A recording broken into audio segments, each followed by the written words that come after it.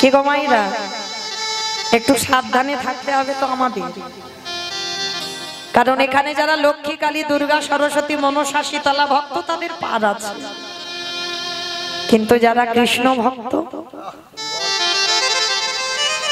একটু সাবধানে থেকো। যে করে আমার আশ তারে করি সর্বনাশ। সর্বনাশ, সর্বনাশ নয়। আমার ভগবান জীবনে ভক্তের সর্বনাশ করবে না বাবা, কখনো করবে না। কেন জানো? আমরা কীর্তনিয়ারা বলছি ভুল, আর শুনছে শ্রোতারা ভুল। বলে যে করে আমার আজ তারে করি সর্বনাশ। সর্বনাশ না, ভগবান কেন ভক্তের সর্বনাশ করবে? ভগবান ভক্তের সব নাশ করে। কোন নাশের কথা বললো? তুমি যাকে সব থেকে ভালোবাসবে, জায়গা জমি টাকা পয়সা ঘর বাড়ি, যাদের জন্য তো তোমার কৃষ্ণ ভজনে বাঁধা, ওইগুলোকে এক এক করে কেড়ে নেবে, পথের ভিখারি করে দেবে, রাস্তার কাঙাল করে দেবে। ভগবান বললেন এ জগতে যার যত তালা বাড়ে তার তত জ্বালা বাড়ে। আমি তো তাদের হয়ে যাইব যারা জগতে দিনহীন পথের ভিখারি কাঙাল, আমি তাদের হয়ে যাই। তো মনে রেখো মা, এই জগতের সংসারে ভক্ত বাৎসল্য ভগবান, যারা যারা কৃষ্ণ চরণ আশ্রয় করেছো, যারা যারা কৃষ্ণকে ভালোবেসেছো, তাদের সব নাশ হবে, এটা মনে রেখে তবে ভালোবাসো। যদি তুমি প্রকৃত কৃষ্ণ ভক্ত হও বাবা, একদিন না একদিন তোমার পথের ভিখারি হতে হবে। ভুরি ভুরি প্রমাণ আছে বাবা। লালা বাবু হয়েছিল, নরোত্তম দাস ঠাকুর হয়েছিল, ষড় গোস্বামীর মধ্যে রঘুনাথ দাস গোস্বামী হয়েছিল। ভুরি ভুরি প্রমাণ আছে। যারা যারা জমিদারের ছেলে তারা পথের ভিখারি হয়েছে। আর তোমার আমার কত টাকা ব্যাংকে আছে, তুমি সারা জীবন আয়েশ করবে? তোমাকেও রাস্তার ভিখারি হতে হবে, তবে যদি কৃষ্ণ ভক্ত হও। ওই জন্য সবাইকে বলি, যারা কৃষ্ণ ভক্ত তাদের মৃত্যুর আগের দিন পর্যন্ত কাঁদতে হবে, এটা ভেবে কৃষ্ণকে ভালোবাসো। কারণ পৃথিবীতে যত দেব দেবী আছে বাবা, একটা করে হাত অভয় দান করে। আর যারা গোপাল সেবা করো, গোবিন্দ সেবা করো, দেখবে ভগবান কি করেছে, চাইতে শেখেনি গোপাল, শুধু দে। দিতে দিতে যেদিন তোর কিচ্ছু থাকবে না, সেদিন আমি সারা জীবনের মতো তোর। তাই বাবুরা হরি বল, হরি বল, হরি বল, হরি বল। যেমন বলি রাজার হয়েছিল, সব দিয়ে দিল ত্রিপাদ ভূমি দিতে গিয়ে। দুটো পায়ে স্বর্গমর্ত পাতাল দখল। যখন একটা পা পেটের ভিতর থেকে বার করে ঝুলছে, বলিকে বলেছিল, বলি 3 নম্বরের পাটা রাখবো কোথায়? বলি রাজা স্ত্রী বিন্ধ্যাবতী বলেছিল, স্বামী তুমি চিন্তা করছো কেন? তুমি যখন স্বর্গমর্ত পাতাল সব দিয়ে দিলে, তাহলে মাথাটা তুমি দিয়ে দাও। তাহলে ভালো করে বোঝো মা, আপনাদের আমাদের মতো বউ হলে কি বলতাম, হাই হাই হাই গো তুমি কি করলে, তুমি সব দিয়ে দিলে, এবার আমাদের কি করে চলবে? বলতাম না মা? বলতাম তো। কিন্তু বলি রাজা স্ত্রী বলেছিল, স্বামী স্বর্গমর্ত পাতাল যখন বামনকে দিলে, তাহলে আর দেরি কেন, তাহলে তোমার মাথাটা দিয়ে দাও। যখন বলি মাথাটা দিল, 3 নম্বরের পাটা বলির মাথাতেও দিয়েছিল বামন রূপী ভগবান। আর যখন মাথাতে দিল বামন রূপী ভগবান, তখন বলেছিল, বলি তুমি তো সব আমার দিয়ে দিলে, এবার তুমি কিছু চাও? অমাইরা বলো তো দেখি, ভগবান চালাক না ভক্ত চালাক? ভক্ত। ভগবানের থেকে অধিক চালাক আমার ভক্ত। যেই না বামন বলল কিছু চেয়ে নাও, তখন বামন রূপী ভগবানের কাছে বলি রাজা করজোর করে বলেছিল, বামন সব আমি তোরে দিয়ে দিলাম, তবে দিতে যদি হয় তুই আমার একটা ধন বলো কি চাও? না ওরকম করে নয়, ত্রিসত্য কর। তুই চেয়েছিস আমি দিয়েছি ত্রিসত্য করে, তাহলে আমি চাইবো তোকে ত্রিসত্য করতে হবে। বামন রূপী ভগবান ত্রিসত্য করলো। বলি রাজা একটা ধন চেয়েছিল, কি ধন জানো? ওরে তুই শুধু আমার হয়ে যা, তাই আমি অন্য কিছু চাই না রে। বলে তুই শুধু আমার হয়ে যা। বামন রূপী ভগবান বললেন তুমি তো চালাক কম নও, সব আমায় দিয়ে দিলে আর শেষে চাইছো আমি তোমার হব। তাহলে আমি যদি তোমার হই তাহলে সবটাই তো তোমার হয়ে গেল। এই হলো ভক্তের চালাকি। তাহলে মনে রেখো মা, ভগবান বলছে আমি চাইবো, চাইতে চাইতে যখন ওর কাছে কিচ্ছু থাকবে না তখন আমি ওর চরণের দাস হয়ে যাব। নিতাই গৌর প্রেমানন্দে হরি বল। তাহলে মা কত সৌভাগ্য অর্জন করলে, তবে আজকে মুচিকুলে জন্ম নিয়েও সাক্ষাতে ভগবান দর্শন পাওয়া যায়। তাহলে আজকে আমরা লীলার মধ্যে জানবো ছেলেটা কি কর্ম করেছিল খারাপ যার জন্য মুচিকুলে গেল, আর ছেলেটা কি এমন সৌভাগ্য অর্জন করেছিল যার জন্য বৈষ্ণব সমাজে শ্রেষ্ঠ বৈষ্ণব হলো। মনে রাখতে হবে মা, বৈষ্ণব কোনো জাত নয় যে আমি উঁচু জাতের মানুষ তবে বৈষ্ণব হব না। বৈষ্ণব হচ্ছে একটা ধর্ম, সেটা আপনারা হতে পারেন, আমিও হতে পারি। শুধু একটা শ্লোকের কথা মনে রাখতে হবে, ত্রিনাদপি শনিচন তরোরিব সহিষ্ণুনা অমানিনা মানদেন কীর্তনীয় সদা হরি। এটা মনে রাখলেই তুমি বৈষ্ণবতা অর্জন করতে পারবে, তবে এটা একেবারে হৃদয়ঙ্গ করতে হবে। কারণ বৈষ্ণব হলে তো হবে না, তোমার গাছের মতো সহিষ্ণুতা অর্জন করতে হবে, ঘাসের মতো নিচু হতে হবে। ঘাসকে মারিয়ে চলে যাবে, ঘাস মাথা তুলে বলে না যে আমাকে মারালি কেন। এই যে এত বৃষ্টি হয়ে গেল, দেখো গাছ ঠিক দাঁড়িয়ে আছে, কেউ কি ছাতা ধরেছে মাথা?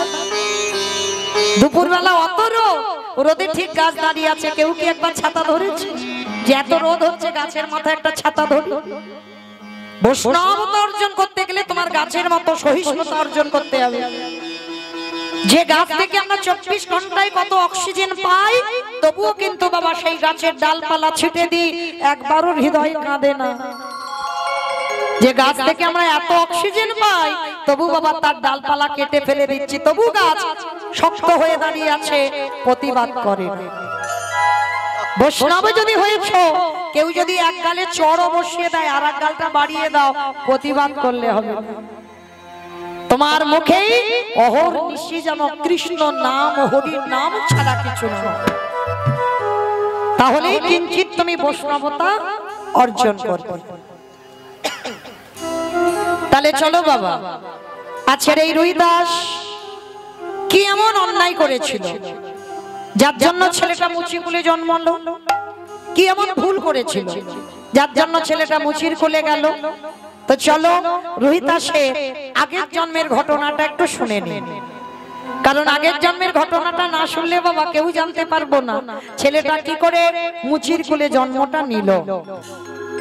মায়েরা একটু শান্তভাবে শুনবেন কেমন, কারণ আগের জন্ম এ জন্মে যেন ওলট পালট হয়ে না যায়, একটু কঠিন। তাহলে চলো রুহিদাসের আগের জন্মে যাই, শুনি ছেলেটার জীবনটা কেমন ছিল। এই রুহিদাস আগের জন্মে এমন কপাল করেছিল বাবা, মাতৃজঠরে থাকাকালীন দৈব দুর্ঘটনায় বাবার মৃত্যু হয়ে গেল। অমাইরা, যদি কোনো সন্তানকে জন্ম দেওয়ার আগে মাতৃগর্ভে রেখে যদি বাবা চলে যায়, মা কিন্তু সন্তানকে জন্ম দিয়ে মানুষ করে। কিন্তু ভেবে দেখেন তো, যদি কোনো সন্তানের জন্ম দিয়ে যদি মাটা চলে যায়, মানুষ হয়, মানুষ হবে না তা নয়, মানুষ হয়, কিন্তু মায়ের মতো স্নেহটা কি কেউ দিতে পারবে? মায়ের মতো আহাটা কেউ বলতে পারবে না। ভালো সবাই বাসবে, কিন্তু তোমার মায়ের মতো করে তোমার বুকে আঁকলে কেউ রাখতে পারবে না। আর যার মা চলে যায় তার সব চলে যায়। তো আজকে লক্ষ্য করে দেখেন, ওই ছোট ছেলেটা জন্ম নেওয়ার আগে মার গর্ভে ছিল, বাবার মৃত্যু হলো। 10 মাস 10 দিন পর মা কত কষ্ট করে ছেলেটাকে গর্ভে ধারণ করলো। যেদিন ছেলেটার জন্ম দিল, জন্ম দিতে গিয়ে ওই শিশুর মাও চলে গেল। ওমাইরা, যে সন্তানের বাবা মা দুজনেই চলে যায়, জন্মের আগে যে সন্তান বাবা মারা যায়, যে সন্তান বাবা খায়, সমাজে যেটা আমরা বলি, সন্তান জন্ম দিয়ে যে মার প্রাণ নিয়ে নেয়, সে সন্তানকে আমরা সমাজে কি বলবো? লক্ষণ ভালো নয়। যে আসবার আগে বাবা মরে গেল, যে যার জন্ম দিতে গিয়ে যার মা মরে গেল, সে সন্তান জীবনে ভালো হবে না। গ্রামের লোকজনেরা ওই মায়ের দেহটা শ্মশান ঘাটে নিয়ে গেল। আর ছেলেটাকে একদিনের বাচ্চা তো, পুটলিতে করে বেঁধে গ্রামের লোকেরা নিয়ে গেল শ্মশান ঘাটে। কেমন জীবন দেখো ওই ছোট্ট একটা শিশু সন্তানের। একটা বেদির উপরে ছোট্ট ছেলেটা রইল, একটা বেদিতে মায়ের চিতা সাজানো হলো। একদিনের বাচ্চা, না আছে তার বিবেক, না আছে তার বুদ্ধি, না আছে তার দেখবার শক্তি, কিছু জানে না। বেদিতে শয়ন করে রেখেছে, সে কি জানে যে আমার মা চোখের সামনে পড়বে? গ্রামের লোকজনেরা মায়ের চিতা সাজিয়ে চিতাতে আগুন দিয়ে দিল। চিতা দাউ দাউ করে জ্বললো। চিতা নিভে যাওয়ার পরে গ্রামের লোকেরা বলা বলি করছে, হ্যাঁ রে, দাহ কাজ তো হলো, এবার ছেলেটার কি ব্যবস্থা হবে? এ বলে দিদি তুই নিয়ে যা, ও বলে দিদি তুই নিয়ে যা। কেউ নিতে চাইছে না, ছুটছে না। কেন? বলে ওর লক্ষণ ভালো নয়। ও জন্মের আগে বাবাকে খেয়েছে, জন্ম নিয়েই মাকে খেয়েছে। ও যে বাড়িতে যাবে সে বাড়িকে খাবে। ওকে কেউ তোমরা স্পর্শ করবে না। এমনি এমনি ভক্ত নয় মা। কতটুকু কৃষ্ণ বলে কেঁদেছো ভগবান পাবে, কতটুকু কষ্ট ভোগ করেছো কৃষ্ণ পাবে, কতটুকু তুলসী তলায় জল দিয়েছো কৃষ্ণ পাবে। আগে কাঁদতে শেখো, তারপরেই তো কৃষ্ণ লাভ হবে। এই যে জীবনে এত কষ্ট করে ঝড় বৃষ্টিতেও বসে আছে, কৃপা কি হবে না? এ জন্মে নাই বা হোক, এর পরের জন্মে নাই বা হোক, কিন্তু একটা না একটা জন্মে কৃপা করতেই হবে। সাধিতে সাধিতে যদি কৃষ্ণ কৃপা করে, এ জন্মে না হয় জন্ম জন্মান্তর কৃপা করতেই হবে। এই বিশ্বাসটা রাখবেন সবাই যে কৃপা হবে। আজকে ছোট্ট ছেলেটা বেদিতে পড়ে আছে, কেউ বলছে নেবে না, সব বলছে একটা কাজ করি আয়, একে শ্মশানে রেখে শিকাল কুকুরে ছিঁড়ে ছিঁড়ে খাও। বাচ্চা তো, চল আমরা পালাই। আছে বাবা, এরকম মানুষ আছে। ছেলেটার লক্ষণ ভালো নয় বলে শ্মশানের মাটিতে রেখে সবাই চলে গেল। কিন্তু রাখে হরি মারে কে? মারে হরি রাখে কে? ভগবান মারবে তো না, তবে মরবে। আর ভগবান যদি না মারে, কেউ পারবে না তোমার মধ্যে। ভগবান মনে মনে ভাবলো, ভক্ত তো জন্ম নিল, এবার আমি একটু যাচাই করে নিই। কিরকম যাচাই? দেখো, প্রথমে তো জন্মের আগে বাবাকে নিল, জন্ম নিয়ে মাকে নিল, দুবার পরীক্ষা হয়ে গেল। এইবার তৃতীয়বার ভগবান ডাক দিল, পাবন দে, বরুণ দে, ইন্দ্র দে, তোমরা এমন করে ঝড় বৃষ্টি তোলো, এত বৃষ্টি দাও দেখি ওই ছেলেটা বাঁচে কিনা।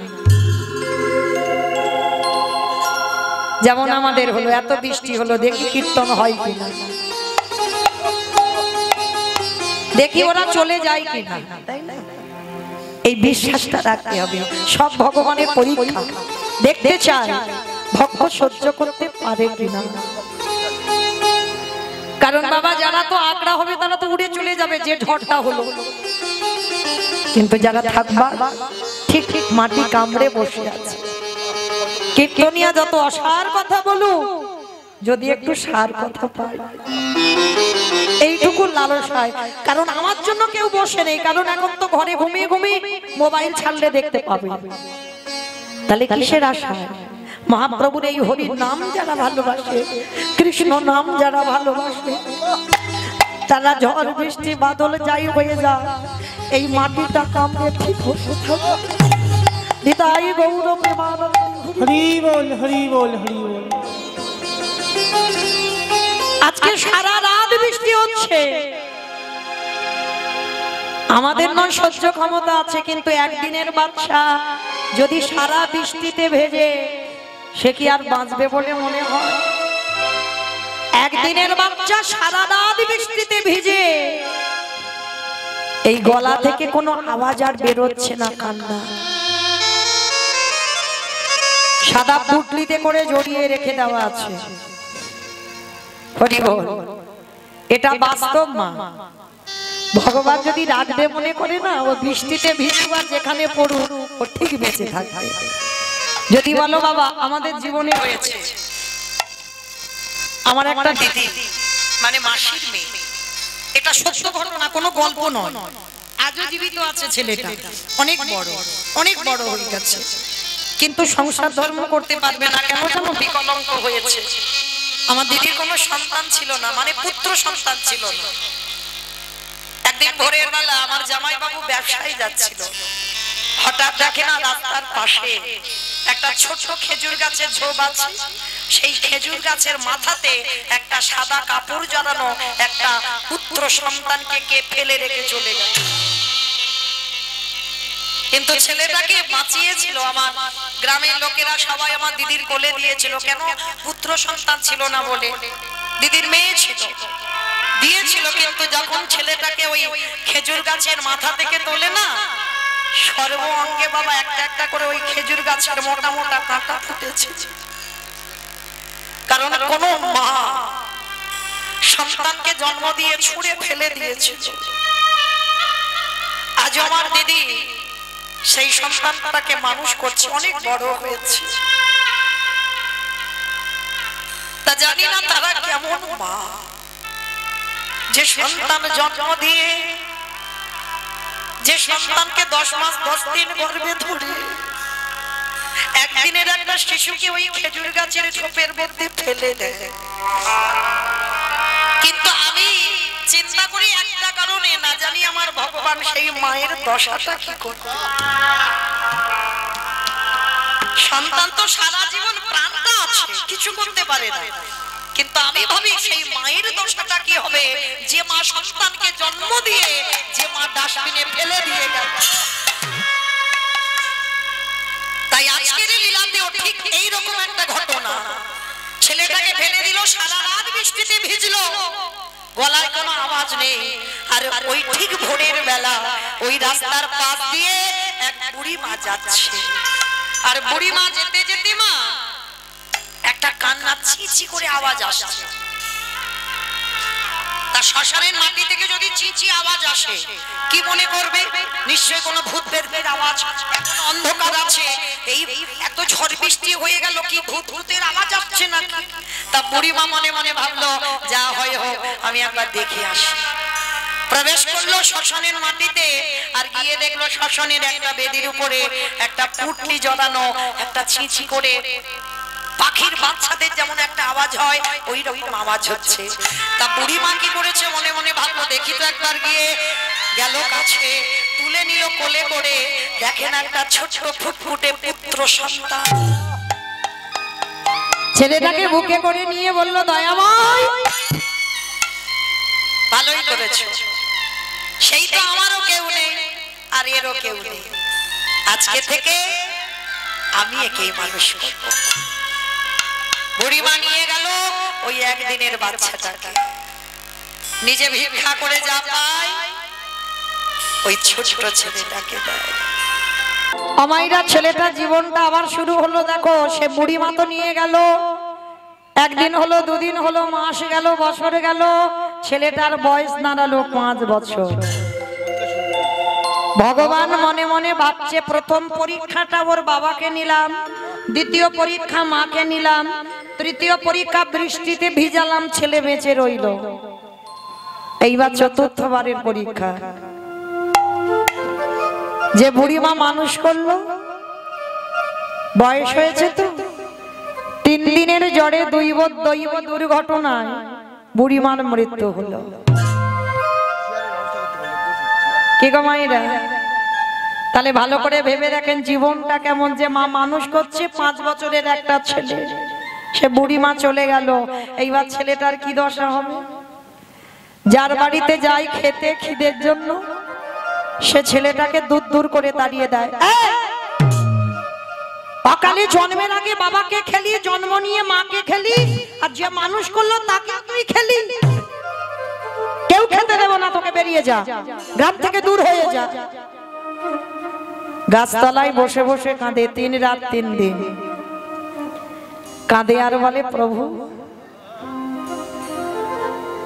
কি এমন অন্যায় করেছিলাম গো আমি, যে অন্যায়ের শাস্তিটা আমার এইভাবে পেতে হচ্ছে। আমি কি এমন পাপ করেছিলাম, আমি যার কাছে যাই সেই আমারে ছেড়ে চলে যায়।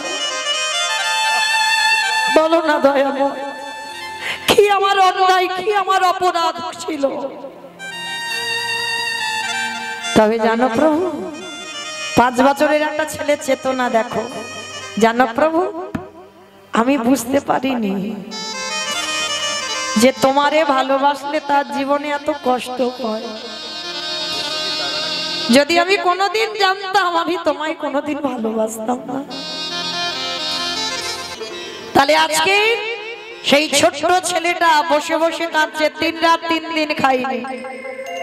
বাবা চলে গেল, মা চলে গেল, যে বুড়িমা মানুষ করলো সেও চলে গেল। ভগবান জব্দে পড়েছে, কারণ বাবা ভক্ত আছে বলে তো ভগবান সেবা পায়, আর ভক্ত যদি না থাকে কে দেবে সেবা? ভগবানের এত বড়াই কিসের? ভক্তের জন্য ওর অত বড়াই। হ্যাঁ, ভক্ত যদি না থাকতো কি করে আমায় ভালোবাসতো? হ্যাঁ, করার কিছু নেই মা, যেতে হবে। ইচ্ছা থাকলেও উপায় নেই। হরি বল, রাধে রাধে। তো আজকে ছোট্ট ছেলেটা কাঁদছে, ভগবান মনে মনে ভাবছে, আরে ভক্তকে কষ্ট দিতে গিয়ে আমি নিজেই কষ্ট পাচ্ছি, যাই একটু ভক্তের কাছে একটু খাবার চেয়ে খেয়ে আসি। ভগবান সেই ছোট্ট 5 বছরের বাচ্চার কাছে গেছে, লাঠি ঠুকতে ঠুকতে, এই ছেলে, এই গাছতলায় কাঁদছিস কেন? আমায় দুটো খেতে দিবি বাবা? হাই হাই হাই, যে নিজের পেটের ভাত জোগাড় করতে পারছে না 3 দিন, আমার ভগবান এসে বলছে খেতে দিবি অতিথি রূপে। তা 5 বছরের বালক বলছে, দেখো বাবা, আমি নিজেই তো অপরাধের জন্য 3 রাত 3 দিন খেতে পাইনি, আর তুমি বলছো আমি তোমায় খেতে দেব? কি দেব বলো? হাই যা, তার মানে তুইও 3 দিন খাসনি, আমিও তো 3 দিন খাই। কারণ ভক্ত খেতে দেয়নি বলে ভগবানেরও খাওয়া হয়নি। এইবার ভগবান রূপী অতিথি বলছে, শোন ছেলে, তুই যখন 3 দিন 3 রাত খেতে পাসনি, যা একটা জায়গায় যা। কোথায়? ওই দূরে দেখা যাচ্ছে রামানন্দ স্বামীর আশ্রম। ওই আশ্রমে গিয়ে আজকে থেকে তুই আশ্রমে থাকবি, আর থাকা খাওয়ার তোর কিচ্ছু অভাব হবে না। তুমি ঠিক বলছো? হ্যাঁ বলছি তো। আর শোন, যাবি, যা, যাবার সময় কি করবি জানিস? জয় গুরু, জয় গুরু, জয় গুরু, তুমি গুরু মা, তুমি সর্বমা।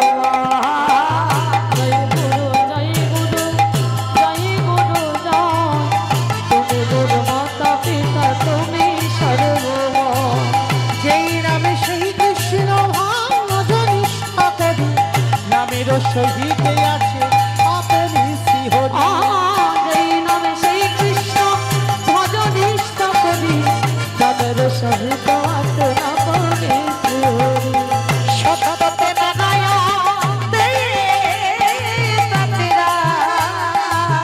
দাপরে শ্রী কৃষ্ণ বলিতে জয় গুরু জয় গুরু জয় গুরু রাম তুমি গুরু মাতা পিতা তুমি সর্ব জয় গুরু জয় গুরু জয় গুরু জয় তুমি গুরু মাতা পিতা তুমি সর্বময় একেবারে উচ্চৈঃস্বরে নাম করতে করতে রামানন্দ স্বামীর চরণে গিয়ে ওই ছোট্ট ছেলেটা আছাড় খেয়ে পড়ল। রামানন্দ স্বামী বলছে আরে পা ছাড় পা ছাড় পা ছাড়। কে তুই? থাকিস কোথায়? বাড়ি কোথায়? নাম কি? বাবা মা কে? ওইটুকু ছেলে কেঁদে বলে উঠল গুরুদেব আমি অনাথ। ওই জন্য আমার পা দুটো চেপে জড়িয়ে ধরলি। হ্যাঁ রে বাবা, আমার আশ্রমে থাকতে গেলে কিছু নিয়ম কানুন মানতে হয়। বলো গুরুদেব কি করতে হবে? শোন, আমার আশ্রমে থাকতে গেলে তোকে মুষ্টি ভিক্ষা করতে হবে। আমার মুষ্টি ভিক্ষা মানে বোঝো, আমাদের তো যতক্ষণ শরীর চলবে ততগুলো বাড়িতে ভিক্ষা করা যায়, কিন্তু রামানন্দ স্বামীর একটা আদেশ আছে। শিষ্যকে বলল শোন, আমার শিষ্যত্ব অর্জন করতে গেলে তোকে মুষ্টি ভিক্ষা করতে হবে। তোকে রাস্তা দিয়ে যাবি তুই, কাঙাল বেশ দেখে 3 বাড়ি থেকে 3 জন মা যদি বাইরে এসে 3 মুষ্টি ভিক্ষা তোরে দেয়, সেইটা রন্ধন করে আমার ভগবানের জন্য ভোগ লাগাতে হবে।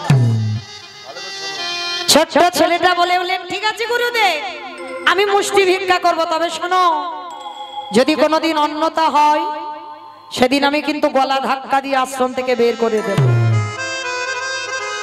না গুরুদেব, আমি কোনোদিন কথার অবাধ্য হব না, আমি মুষ্টি ভিক্ষাই করব। আশ্রয় পেল রামানন্দ স্বামীর আশ্রমে। থাকা খাওয়ার অভাব কিছু নেই। ভগবান মনে মনে চিন্তা করলো এ তো দিব্যি রয়েছে, তো ভক্ত এত আরামে থাকবে এটা ঠিক লাগে না। একটু কষ্ট হবে, একটু দুঃখ হবে, ব্যথা বেদনা হবে, তবে তো আমার ভক্ত। প্রথম পরীক্ষা বাবাকে কেড়ে নিলাম, দ্বিতীয় পরীক্ষা মাকে কেড়ে নিলাম, তৃতীয় পরীক্ষা যে বুড়ি মা তাকে কেড়ে নিলাম। এইবার দেখ পরীক্ষা শেষ হয় না ভগবানের। ঘষে মেজে দেখে নেবে ও আমার ভক্ত না আমার নকল ভক্ত। আজকে শুরু করলো কিরকম পরীক্ষা দেখো। রামানন্দ স্বামী বলছে আরে ছেলে একাই যাবি তো আজকে? যাচ্ছি।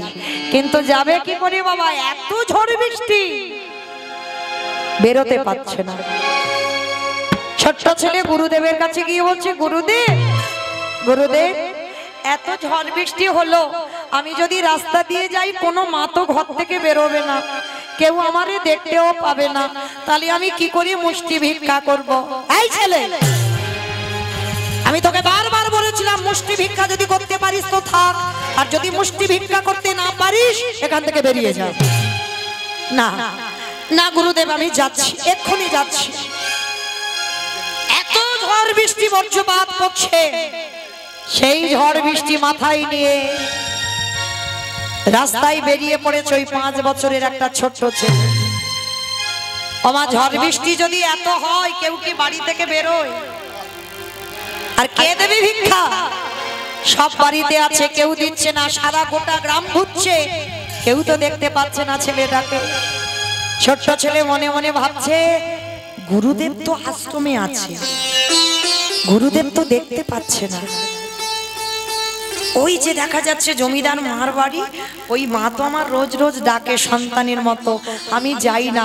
তো আজকে তো গুরুদেব ঘরে আছে, যাই। এই ঝড় বৃষ্টিতে আমাকে কেউ কিচ্ছু দিল না, আমি ওইখানে গিয়ে ওই বাড়ি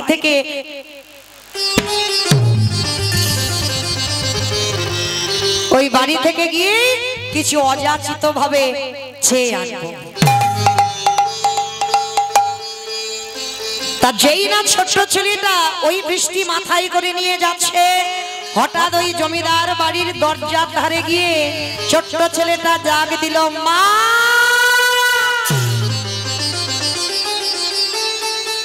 মা। যেই না মা বলে ডেকেছে, জমিদার মা বেরিয়ে এসেছে। আরে বাবা, তোকে তো আমি রোজ ডাকি, তুই তো কোনোদিন আসিস না।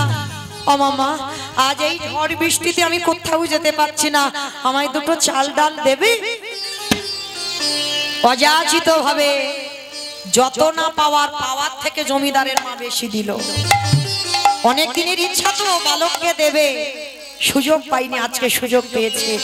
মানে যা দিয়েছে 1 সপ্তাহ 15 দিন ভিক্ষা লাগবে না, যেতে হবে না।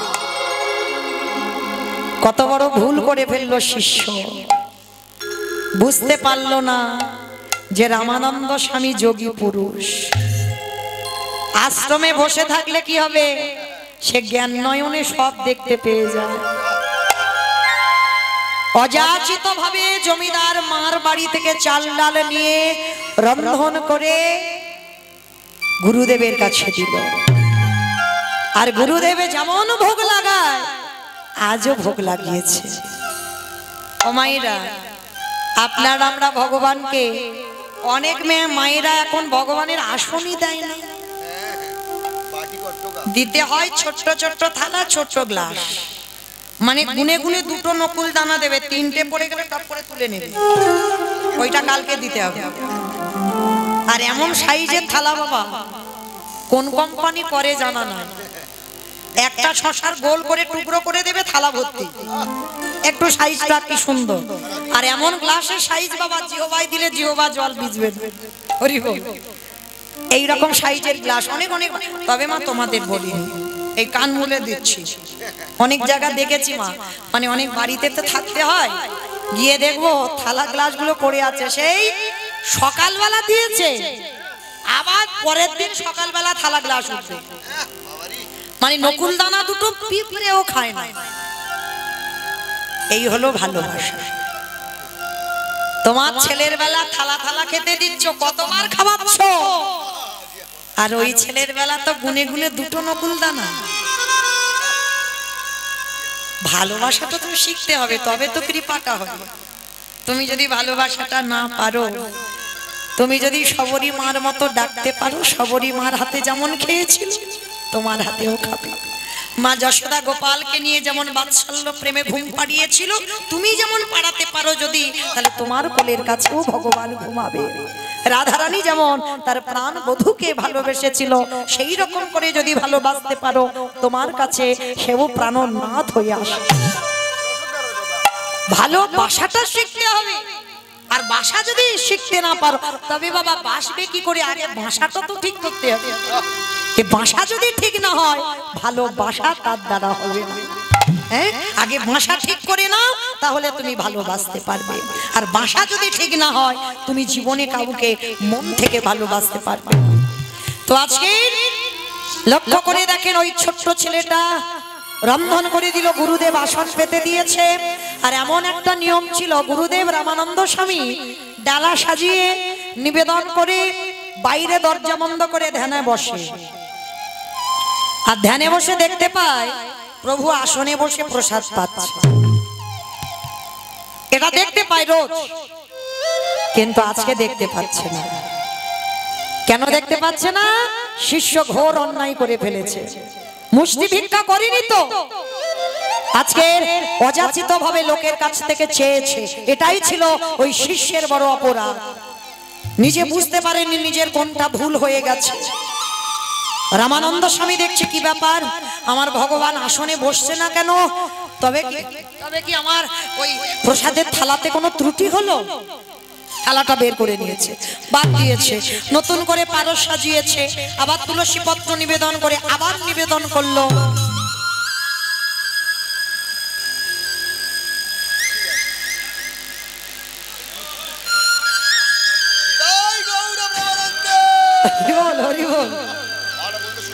যেই না বাবা নিবেদন করলো, সঙ্গে সঙ্গে বাবা নিবেদনের সঙ্গে সঙ্গে ভগবান বসছে না। রামানন্দ স্বামী চিৎকার করে ভগবানকে জানতে চাইল, প্রভু আমার অপরাধটা কি? আমার অন্যায়টা কি, কিসের অন্যায়ের জন্য, কিসের দোষের জন্য আজকে তুমি আমার আশ্রমে প্রসাদ পেলে না? ভগবান দৈব বাণী করল, রামানন্দ প্রতিদিন তুমি মুষ্টি ভিক্ষা দাও, তাই তোমার আশ্রমে প্রসাদ পাই। কিন্তু আজকে তোমার শিষ্য ঘোর অন্যায় করেছে। জমিদার মার বাড়ি থেকে অযাচিত ভাবে হাত পেতে চেয়েছে। তুমি বোধহয় জানো না যে সন্ন্যাসী হয়ে যায়, যে সন্ন্যাস ধর্ম গ্রহণ করে, তার গৃহস্থের প্রসাদ পাওয়া নিষিদ্ধ।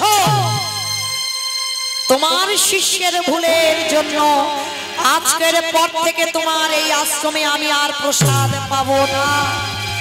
চিৎকার করে ডাক দিল, প্রভু। পাগলের মতো রামানন্দ স্বামী কাঁদছে। ছোট্ট শিষ্য ছুটে এসেছে, গুরুদেব গুরুদেব গুরুদেব কি হয়েছে? সত্যি করে বল, তুই মুষ্টি ভিক্ষায় গিয়েছিলিস? আর বাবা, যারা ছোট বাচ্চা হয় তারা তো মিথ্যাটা আগে বলে না, সত্যিটা আগে বলে ফেলে। বাচ্চা মানুষ তো বলে হলো, গুরুদেব গুরুদেব এই যা ঝড় বৃষ্টি হচ্ছে, এই ঝড় বৃষ্টিতে আমি কোথাও যেতে পারিনি। গুরুদেব জানো, আমি জমিদার বাড়ি থেকে গিয়ে অনেক কিছু চাল ডাল এনেছি, আর আমাকে এক সপ্তাহ কোথাও যেতে হবে না। দূর হয়ে যা, দূর হয়ে যা। তোকে বারবার করে আমি নিষেধ করেছিলাম, তুই মুষ্টি ভিক্ষা করবি, অযাচিত ভাবে চাইবি না। তুই সেই ভুল করলি, বেরিয়ে যা এক্ষুনি, এই মুহূর্তে তুই আমার চোখের সামনে থেকে বেরিয়ে যাবি। কারণ তোর ভুলের জন্য আমার কৃষ্ণ ভজন নষ্ট হয়ে গেল। গুরুদেব, আমি বুঝতে পারি, আমি ভেবেছিলাম ঝড় বৃষ্টির দিনে কে কোথায় দেবে, ওই জন্য আমি জমিদার মা প্রতিদিন ডাকে আমি যাই না। আজকে আমি গিয়েছিলাম। গুরুদেব, বেরিয়ে যা। তোর মতো শিষ্য আর আমার প্রয়োজন নেই। তোর মতো শিষ্যের জন্য আমার ভজন নষ্ট হয়ে গেল। পা ছেড়ে দে, পা ছেড়ে দে, পা ছেড়ে দে। মারল এক পায়ের লাথি। গুরুদেব এত জোরে লাথিটা মেরেছে, ছেলেটার পিঠে খড়মের চিহ্নটা পড়ে গেছে। বলো মা, কত জোরে লাথিটা মারলে তবে পায়ের একটা চিহ্ন পড়ে?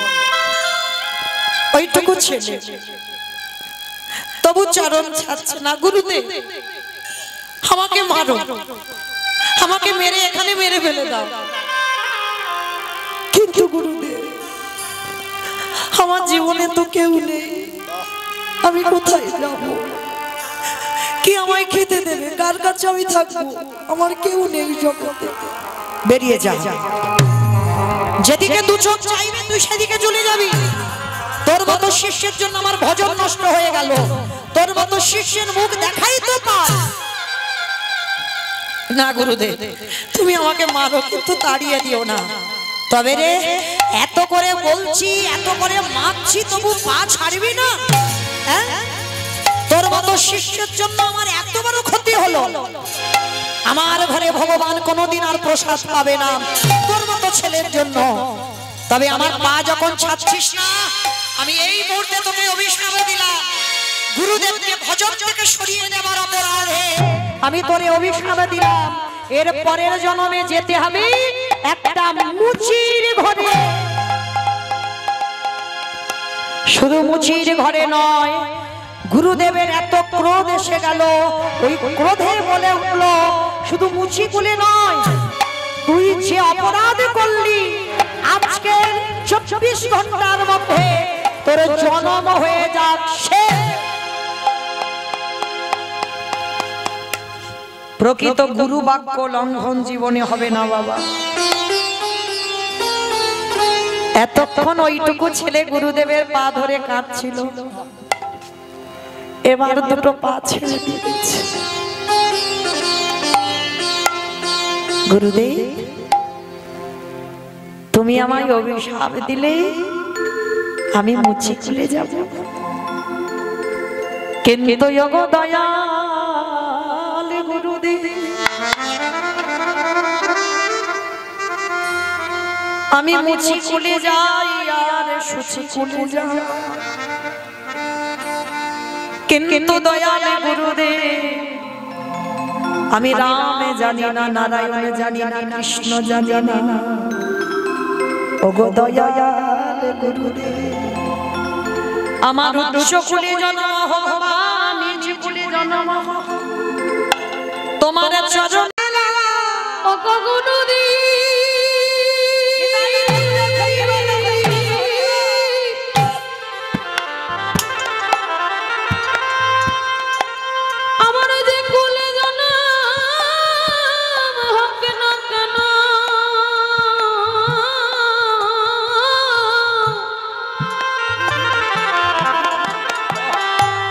আমি উচ্চ কুলে যাই আর নিচে কুলে যাই,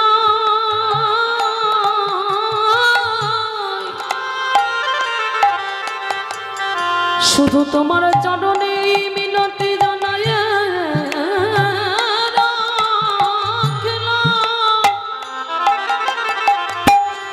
দয়াল গুরুদেব।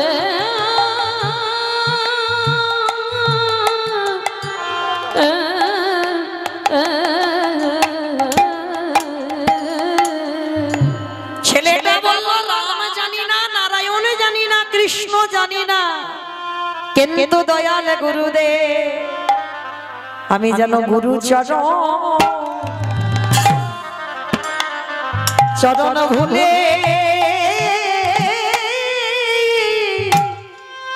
ভুলে না যা, আমার যে কুলে জন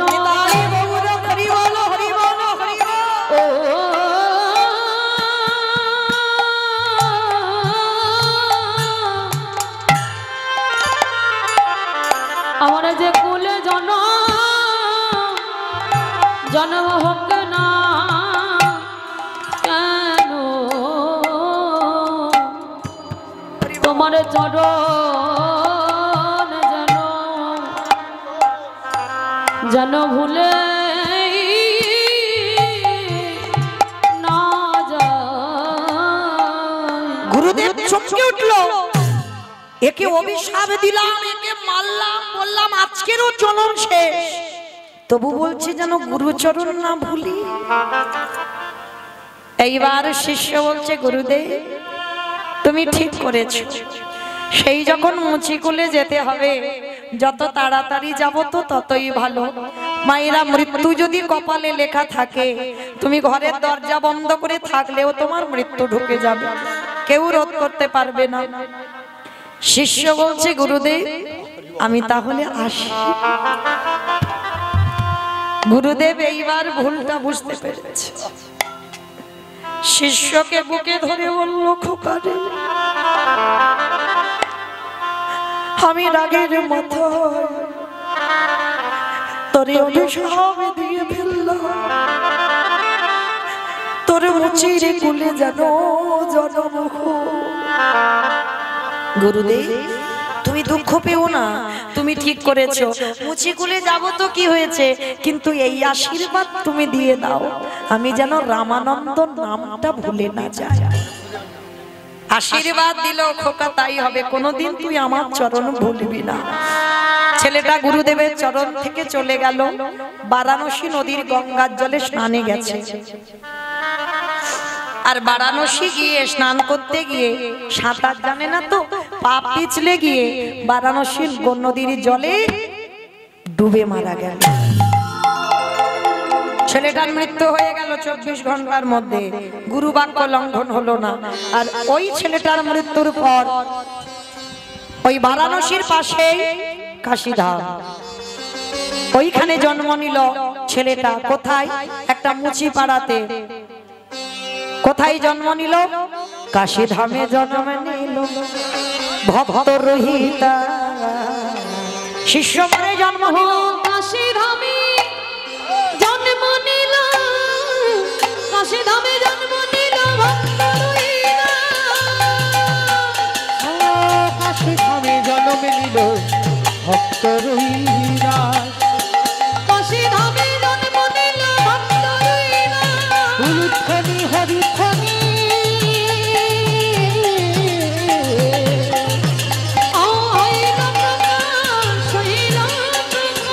হরিধ্বনি হুলুধ্বনি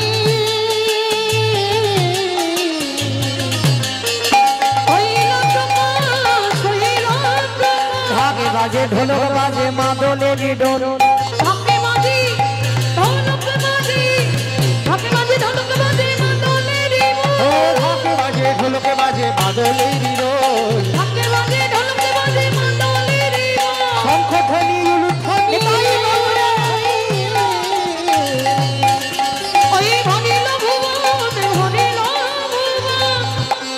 জনম হলো জনম হলো ভক্ত রহিতাসে জনম হলো ভক্ত রহিতাসে জনম হলো কাশিদানে বস্তি পাড়ায় মুছি পাড়াতে ছেলেটার জন্ম হলো রাঘব রহিতাসের ঘরে। আমাইরা ছেলেটার তো জন্ম নিল, কিন্তু জন্ম নেবার পরে ছেলেটা জন্ম নিয়ে জাতিস্বর হয়ে গেল। আমাইরা কারা কারা জাতিস্বর আছে তুলুতনি দাও দেখি, একটু জোরে দাও। যারা যারা বেশ, আমি কি বললাম বাবা শুনেছো তো? যারা যারা জাতিস্বর আছো তারা তারা উলু দাও। তার মানে যারা যারা উলু দিলেন তারা তারা জাতিস্বর দেখে নাও সব। আমার জাতিস্বর কাদের বলে? যাদের পূর্ব জন্মের কথা সব মনে আছে। কি মাইরা উলু তো দিতে বললাম দিয়ে দিবে, তা সব মনে আছে তো? কি গো কোথায় ছিলে? কে স্বামী ছিল? কটা ছেলে পুলে ছিল? বাড়ি কোথায় ছিল? জানো কিচ্ছু? জানো না। তাহলে যাদের সবকিছু মনে পড়ে যায় তাদেরকে বলে জাতিস্বর। তো ছেলেটা মুচি পাড়াতে এলো বটে, কিন্তু জন্ম থেকেই জাতিস্বর। মার কোলে বসেছে 12 দিন বয়স, মাতৃস্তনদুগ্ধ খাচ্ছে না। 12 দিন শুধু কেঁদেই যাচ্ছে।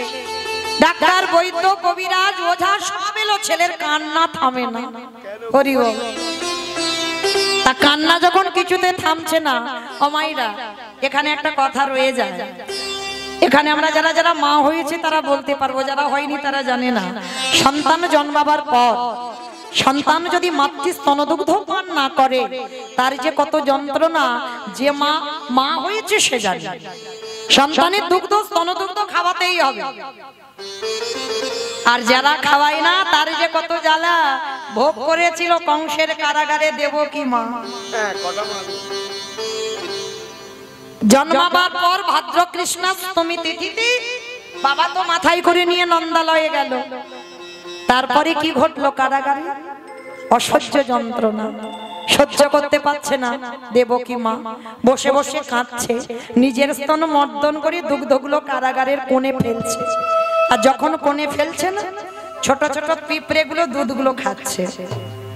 মা দেবকী কেঁদেছিল, পিঁপড়ে, যে বস্তু আমার সন্তান সেবা করার কথা, আজকে তোরা পিঁপড়ে খাচ্ছিস।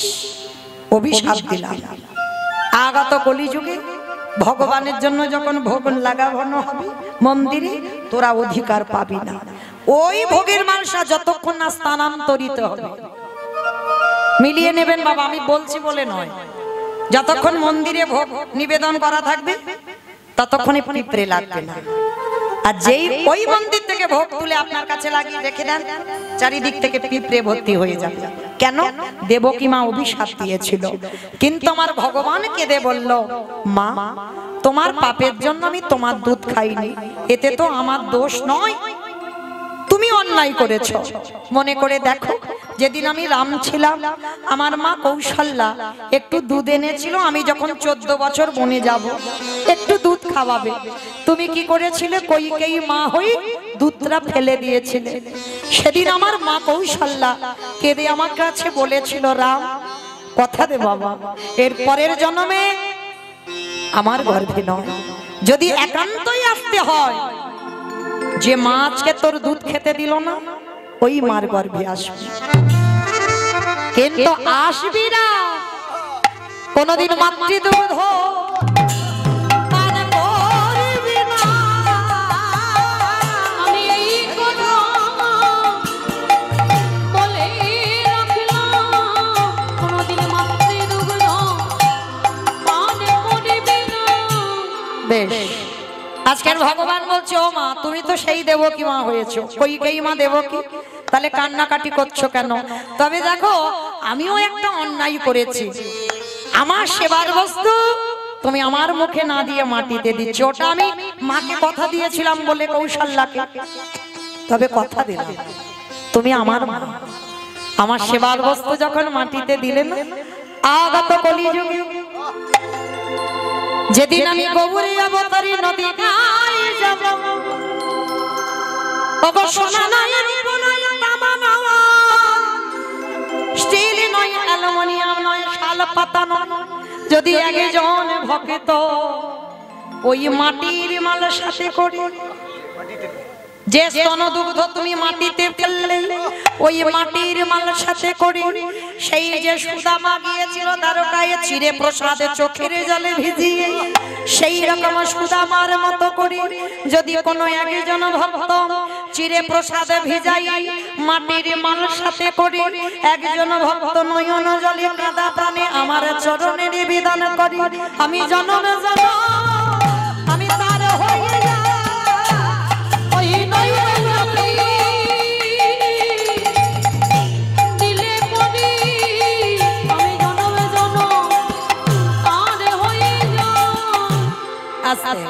যার জন্য কলিযুগে ভগবানের জন্য ওই মাটির মালসা সব আগে থেকে বাবা পরিকল্পনা হয়ে আছে, এমনি এমনি কিচ্ছু হচ্ছে না, সব সিস্টেম তৈরি করা আছে আর সেই সিস্টেমে কলির মানুষ চলছে। হরি বল। তো আজকে লক্ষ্য করে দেখেন সেই যেদিন দেবকী মা যন্ত্রণা পেয়েছিল আজকে রোহিতাসের মা সেই একই জ্বালা পাচ্ছে, 12 দিন ছেলে দুগ্ধ খাচ্ছে না, অসহ্য যন্ত্রণা। কতগুলো গ্রামের দিদিরা এসেছে, দিদি একটা কাজ কর, তো ছেলে যখন এত কান্নাকাটি করছে জানা দিদি একটু রামানন্দ স্বামীর কাছে নিয়ে, সেই রামানন্দ যার জন্যই তো 12 দিন কাঁদছে। হরি বল। মনে রেখো মা, শিষ্যের মৃত্যু হয়েছে, গুরুদেবের মৃত্যু হয়নি, এখন গুরুদেব জীবিত।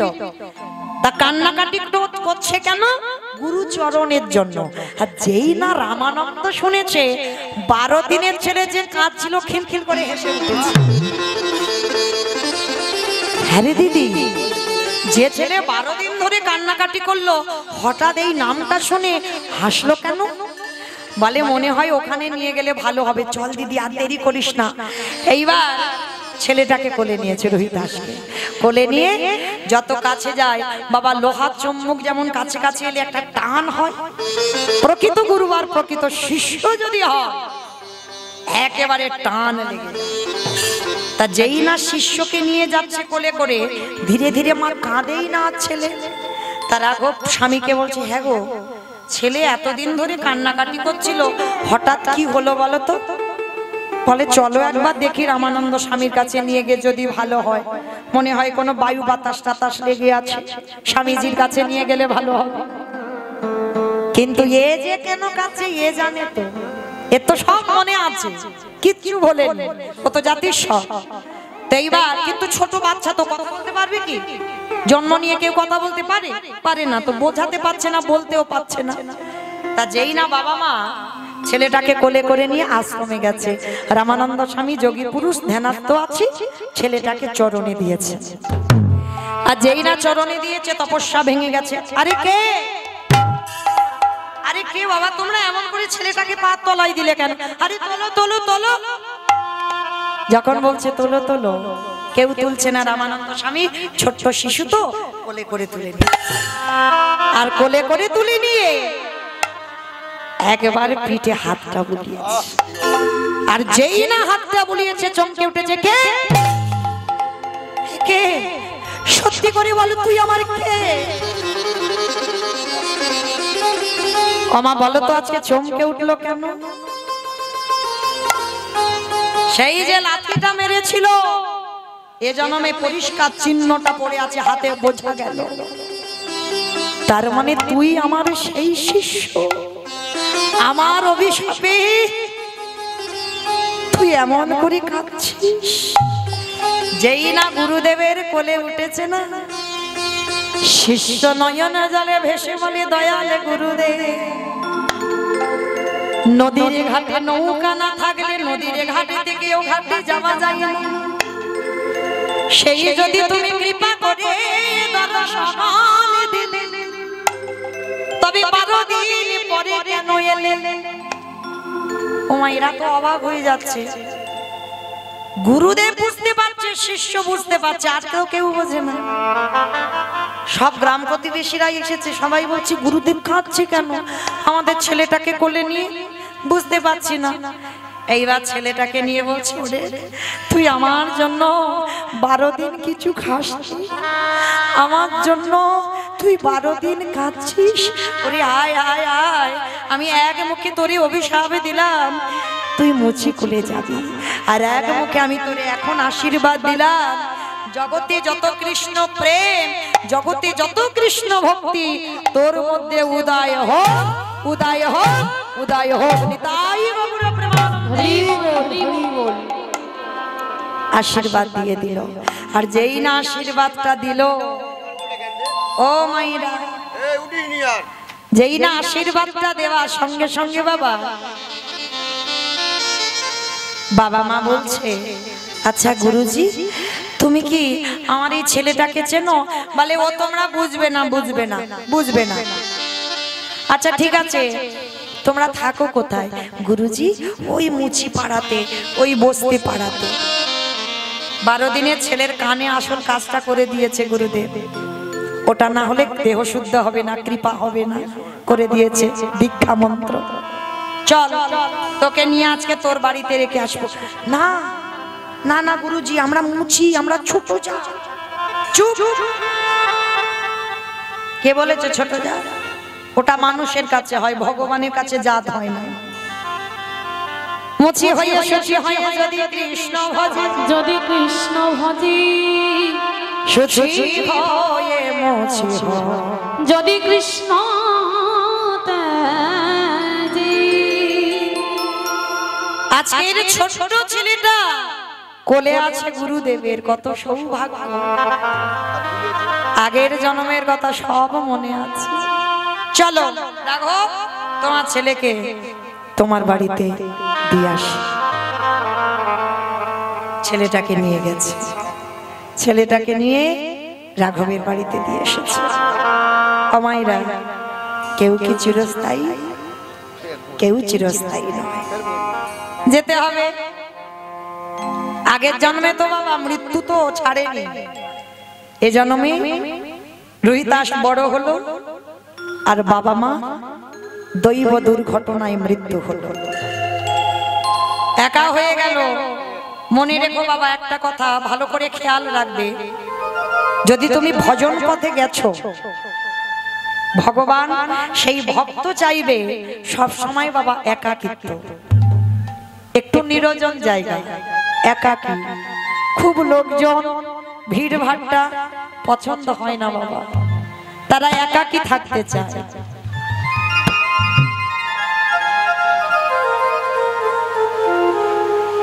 এইটা কিন্তু বৃষ্টি বলে না, এটা পুষ্প বৃষ্টি বলে, ভাবতে হবে। এই যে মাঝে মাঝে বৃষ্টি হচ্ছে না, একটু সাড়া দিচ্ছে, দেখো ভগবান কত সন্তুষ্ট।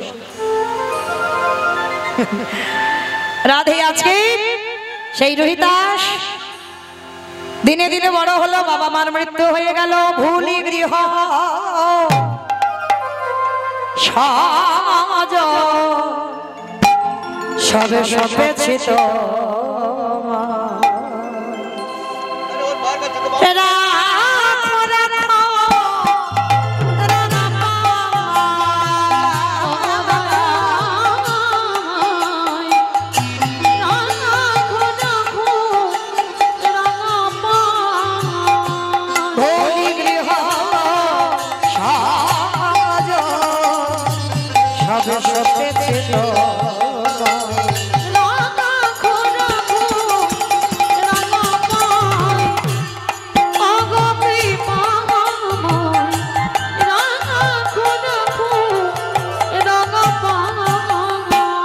সংসারে মরুভূমি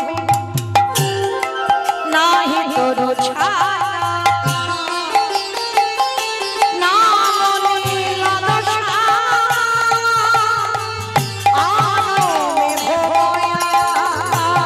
সংসার মধুভূমি নাহি তরু ছায়া নাম দিল দশা আনন্দ আনন্দর পবনে নন্দ দুলালে আনন্দর পবনে নন্দ দুলালে ঘোষাদিন হরি অস্তু যমুনা রাখো রাখো রামাময় ও গো দয়াময় রাখো রাখো রামাময় ও গো পিতাময় রাখো রামাময় আস্তে দৈতাসের বাবা মার মৃত্যু হয়ে গেল। ছেলে যখন বড় হলো, অমাইরা দেখবেন বাবা মা জীবিত থাকলে ছেলেদের কোনো চিন্তা ভাবনা থাকে না, বাবা মার মৃত্যুর পরে কাঁধে সংসারটা পড়ে। তার দৈতাসের বাবা মা ছিল, কোনো চিন্তা ছিল না, কিন্তু যেই বাবা মার মৃত্যু হলো, ছেলেটার সংসার চলবে কি করে? বাবা আপনারা আমরা কি করি? ব্যবসা শুরু করি। যদি কোনো রোজগার না করব তো আমার সংসারটা চলবে কি করে? আর আপনারা আমরা যে ব্যবসাগুলো করি বাবা, কতটা লাভ করা যায়, কতটা বেশি বেশি লাভ হবে, কোন ব্যবসা করলে লাভ বেশি পাওয়া যাবে, এটা আপনাদের আমাদের চিন্তা ভাবনা। কিন্তু রোহিতাসের তার একটাই চিন্তা, ব্যবসা শুরু করেছিল। কিসের ব্যবসা জানো? জুতোর ব্যবসা। মুচির ছেলে তো নিজের হাতে জুতো বানায়, তবে বাবা বেশি লাভ নয়, প্রতিনিয়ত দুজোড়া করে জুতো বানায়, দুজোড়ার বেশি কোনোদিন বানাবে না। আর ওই দুজোড়া জুতো বানিয়ে রাস্তার ধারে বসে থাকে, সকাল থেকে বসে বসে দেখে কোথায় কোন পথ দিয়ে একটা সাধুগুরু বৈষ্ণব একটা ভক্ত আসে। অমাইরা ভক্ত চিনব কি করে? আপনাদের আমাদের একটাই উত্তর, ভক্ত চিনতে গেলে দেখবে গলায় তুলসীর মালা, দাদার সঙ্গে তিলক সেবা, প্রসাদ ভোজি, গেরুয়া বসন, বড় ভক্ত। কি বাবা সত্যি এটা? তাহলে আপনারা এখানে তো অনেকেই তো প্রসাদ ভোজি নয়, দাদার সঙ্গে তিলক সেবা নেই, অনেকের গলায় মালা নেই, তা বলে কি ভগবানকে ভালোবাসেন না? এগুলো ভুল কথা। যে যার ভালোবাসাটা আলাদা জায়গা। ভক্ত চিনবে শুধু এই আভরণে নয়, ভক্ত চিনবে কি করে? ভক্তের নয়নের দিকে তাকাবে। এগুলো তো বাবা পোশাক করতে হয়, ভগবানের সঙ্গে কাজ করছো, পোশাক করেছো। ভক্ত চিনতে গেলে ভক্তের নয়নের দিকে তাকাও। একবার কৃষ্ণ নামে না যার নয়নে বাড়ি ছোড়ে। এই কৃষ্ণ এই নামটা উচ্চারণ করলে বাবা সর্বশরীর যেন কেঁপে ওঠে। এই কৃষ্ণ নামটা এমন, তাহলে বুঝবে কিঞ্চিত ভক্ত হওয়ার একটু যোগ্যতা অর্জন করেছো মাত্র। রোহিতাস বসে থাকে, মুচির ছেলে,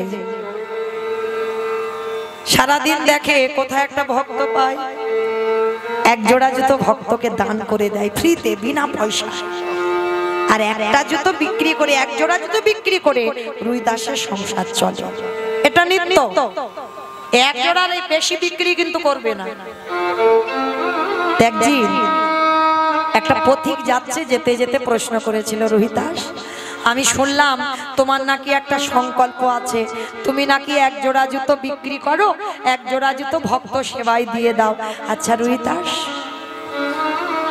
ধরো, তোমার এক জোড়া জুতো বিক্রি হলো না, সেদিন তুমি সংসার চালাও কি করে? উপবাসে কাটাও।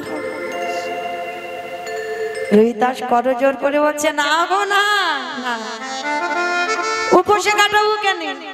উপসে কাটাই না, তাহলে কি করো? আমারে ঘরে জলধর মূর্তি বসানো আছে, যেদিন আমার বাচ্চি জগতের আহার কিছু জোটে না, ওই জলধরের চরণ তলে বসে আমার মনে তুলসী ভক্তি চন্দনে তুলসী চন্দনে বাটবে নয়নের জলে দিয়ে, নয়নের জলে দিয়ে ভক্তি চন্দনে মনে তুলসী আমার জলধর মূর্তির চরণে নিবেদন করি। যেদিন আমার জগতের আহার কিছু না জোটে, সেদিন সারা রাত সারা দিন আমি কি করি জানো? হরি নামামৃত রস পান করি। ওই নবজন ও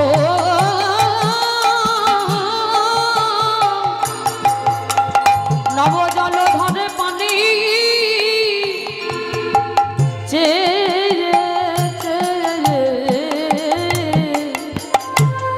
হরি নামামৃত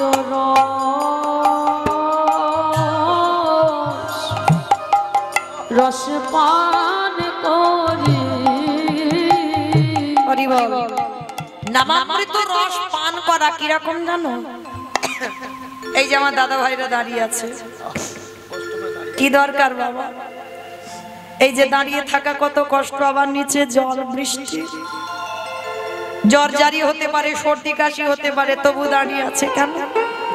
আমার জন্য নয়, আমার জন্য নয়, দাঁড়িয়ে আছে একটু হরি নামামৃত রস পান করবে। এই পান করবার জন্য এত বৃষ্টি হচ্ছে তবু বাড়িতে যেতে পারছে। এরা হচ্ছে ভক্ত। রোহিতাস তেমনই একজন ভক্ত, বলে বাইরে যেদিন আমার খাবার কিছু না জোটে আমি সারাদিন হরিনাম করি। আর বাবা যদি ঠিক ঠিক কীর্তন শোনা যায়, যদি গাওয়া যায়, পেটের আর খিদে থাকে না। তুমি যে খাওনি সারা রাত দিন, তোমার খেয়াল থাকবে না কেন? তুমি তো হরিনামে ডুবে গেছো। আর হরিনামের সুধাটা পান করতে করতে তোমার খিদের জ্বালা, এই বাহ্যিক জগতের খিদে, জড় জগতের খিদেটা চলে গেছে। নিতাই গৌর প্রেমানন্দে হরি বল। হরি বল।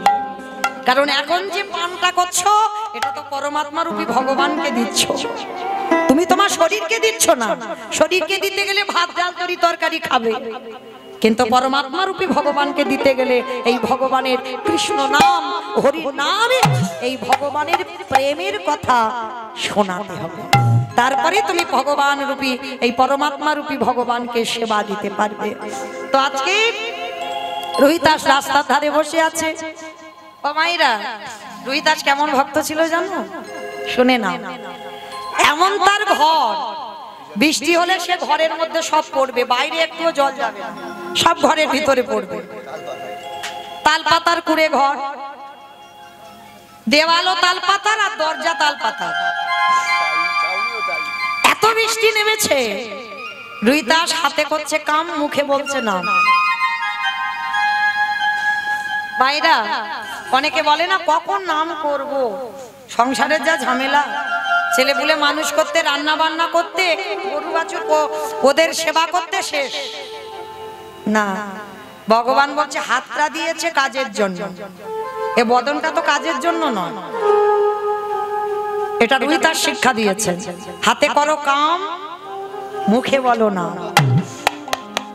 রোহিতাস নাম করছে, তার রাস্তা দিয়ে বাবা একটা পথিক যাচ্ছে, এত বৃষ্টি নেমেছে, তা পথিক যেতে যেতে মনে করে দেখি কুড়ে ঘরটার মধ্যে একটু দাঁড়াই, নাহলে ভিজে যাব। তা কুড়ে ঘরে গেছে বাবা, এমন ঘর, সে ঘরে দাঁড়িয়ে আছে দিব্যি, সে ভক্ত ভিজবে না বলে ঘরে ঢুকেছে, সে দিব্যি ভিজে যাচ্ছে। আর রোহিতাস বসে বসে নাম করছে আর জুতো তৈরি করছে। রোহিতাসের গায়ে এক ফোঁটা বৃষ্টি পড়ে না। পথিক অনেকক্ষণ ধরে দেখছে, যা বাবা, ঘরের চাল তো শত ছিদ্র, তা আমার গায়ে এত বৃষ্টি পড়ছে, এ বেটার গায়ে একটা বৃষ্টি পড়ে না কেন জিজ্ঞেস করি তো। আরে দাস, তুই এমন ঘর বেঁধেছো, আমি বৃষ্টি হচ্ছে বলে একটু তোমার ঘরে ঢুকলাম, তো আমি তো নিজে ভিজে যাচ্ছি, আর তুমি ভিজছো না কেন? কিসের জন্য তুমি ভিজছো না? রুইদাস করজোর করে বলছে, পতি তুমিও ভিজবে না, একবার আমাকে পরশ করো।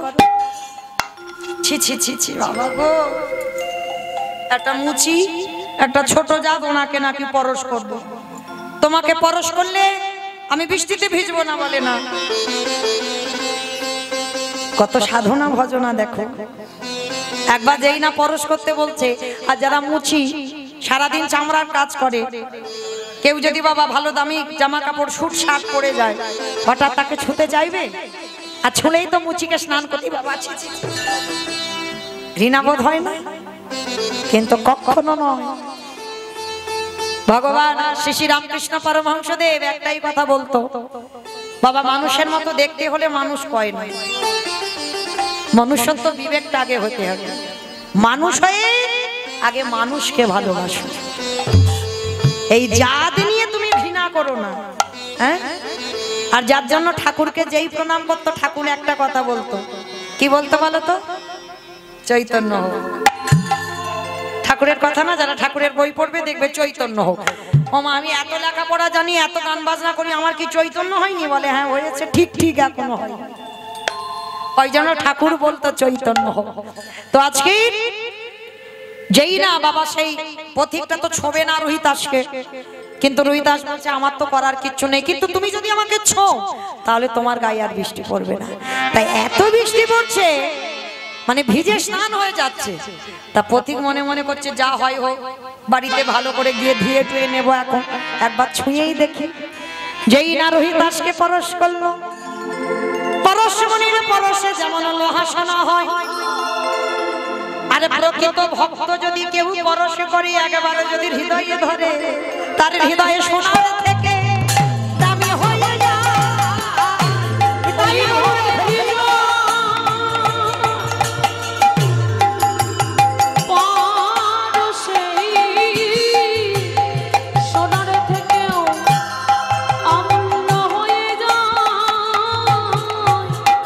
যেই না রোহিতাসকে ছুঁয়েছে মা, আর গায়ে বৃষ্টি পড়ছে না, অবাক হয়ে গেল, এটা কি করে হলো রোহিতাস? বলে সেটা তো আমি জানি না। সেই দিন থেকে সেই পথিক যে ঘোর নাস্তিক, রোহিতাসের চরণ আশ্রয় করলো। রোহিতাস, আজকে থেকে আমি আর কারো সেবা নয়, আজকে থেকে আমি তোমার চরণ সেবা করব। সেই রোহিতাস প্রতিদিন হাতে করছে কাম, মুখে বলছে না। আর এই নাম করতে করতে এত হৃদয়ে প্রেম ভক্তি জমেছে মা, ভগবান বসে বসে চিন্তা করছে কি করব। ও তো মুচি, সম্মান দেবে না কেউ, কি করা যায়? ভগবান চিন্তা করছে, আর ভক্তের কথা ভেবে চোখে জল। এমতো সময় পঞ্চ পাণ্ডব কৃষ্ণের কাছে এসেছে। কৃষ্ণ, কৃষ্ণ, এ কি তোমার চোখে জল? ভগবান বলছে ও বুঝবে না, আমার অনেক চিন্তা ভাবনা আছে তো বুঝবে না। তা যুধিষ্ঠির মহারাজ বলতে ঠিক আছে, আমার বুঝতে হবে না। কৃষ্ণ একটা কথা জানার ছিল। কি কথা?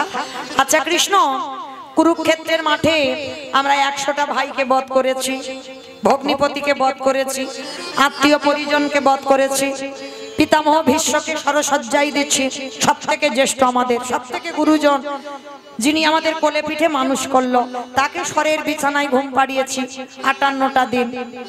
কৃষ্ণ, এতে তো পাপ হয়েছে বলো? তা ভগবান মাথা নিচু করে বলছে হ্যাঁ তা একটু হবে না, গুরুজনদের মারলে তো পাপ হবেই, কিন্তু কৃষ্ণ আমার ইচ্ছা সকল পাপ থেকে মুক্তি পাবো কি করে? ভগবান মুচকি মুচকি হাসছে আর ভাবছে এই তো সুযোগ, এই সুযোগে আমার একটা কাজ গুছাতে হবে। কি গুছাবো? শোনো, যুধিষ্ঠির মহারাজকে বলছে মুক্তি পেতে গেলে একটাই কাজ করতে হবে, তোমাদের ভক্ত সেবা দিতে হবে, বৈষ্ণব সেবা দিতে হবে, তাহলে সকল পাপ থেকে মুক্ত। তা যুধিষ্ঠির বলছে, কৃষ্ণ আমি তো রাজস্বয় যজ্ঞ করেছিলাম, বৈষ্ণব সেবা দিলাম, ভক্ত সেবা দিলাম, কই মুক্তি তো পাইনি। ভগবান বলছে, হ্যাঁ ভক্ত সেবা দিয়েছো, কিন্তু প্রকৃত বৈষ্ণব সেবা হয়নি। আর প্রকৃত বৈষ্ণব সেবা যখন দেবে, তুমি ওই বৈষ্ণব যখন একবার করে গ্রাস দেবে, স্বর্গে জয় ঘন্টা বাজবে, আর স্বর্গে জয় ঘন্টা বাজলেই বুঝতে পেরে যাবে সকল পাপ থেকে মুক্ত। তা যুধিষ্ঠির মহারাজ বলছে, কৃষ্ণ তাহলে আবার আমি যজ্ঞ করব, তুমি বলে দাও তোমার বিচারে প্রকৃত বৈষ্ণবটাকে। ভগবান হাসিয়ার বলে, এই তো সুযোগ, আমি বেটা মুচির ছেলেটাকে একটু জাতে তুলবো। ও ছোট জাত বলে সবাই ওকে ঘৃণা করে, তো দেখাচ্ছি মজা, দাঁড়াও। তা ভগবান বলছে, দেখো আমি যাকে বলবো তাকে নিমন্ত্রণ করতে পারবে তো? তা যুধিষ্ঠির মহারাজ বলছে, কৃষ্ণ আজ পর্যন্ত কোনোদিন তোমার কথা অবাধ্য হয়েছি? হয়নি তো, বলো সে কে? বলে বেশ, তাহলে আমার বিচারে যদি প্রকৃত বলতে চাও, যে কাশী ধামে বাস করে, যার নাম হলো ভক্ত রুহিদাস, যেই না বলেছে পঞ্চপাণ্ডব একেবারে লাভ দিয়ে। কৃষ্ণ তোমার মাথা ঠিক আছে তো? মুচি ছোট জাত, সে বৈষ্ণব সমাজের শ্রেষ্ঠ কি করে হয়? অসম্ভব, ওরে নিমন্ত্রণ করতে পারবো না। ভগবান হাসছে আর বলছে, দেখো আমি তো বলিনি যে নিমন্ত্রণ করো করো, আমি বলেছি? বলিনি। তুমি জানতে চেয়েছো আমার বিচারে প্রকৃত বৈষ্ণবকে, বলে দিলাম। এবার নিমন্ত্রণে যাবে কি না যাবে সেটা তোমাদের ব্যক্তিগত ব্যাপার।